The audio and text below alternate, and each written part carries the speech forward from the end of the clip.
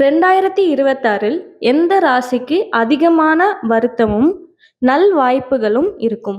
2026 பொறுத்த வரைக்கும் மேஷம், சிம்மம், தனுசு இந்த 3 தீவிர ராசிகள் என்று பெயர். இந்த 3 ராசிகளுக்கும் அதிகமான நல்வாய்ப்புகள் இந்த 2026 கிடைக்கப் போகிறது. புதிய புதிய வாய்ப்புகள் எல்லாம் கிடைக்கும்.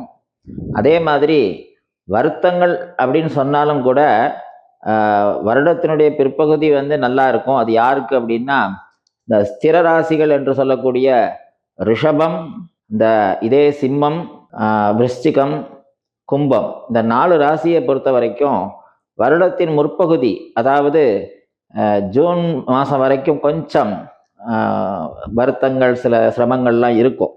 ஆனாலும் கூட வருட முடிவில் புதிய வாய்ப்புகளும் அவங்க இத்தனை வருஷம் பண்ண முயற்சிகளும் நல்லபடியாகவே நடந்துடும். அவங்க எந்த விஷயத்தை நினைச்சாங்களோ அந்த காரியத்தை நிச்சயமா சாதிச்சிருவாங்க.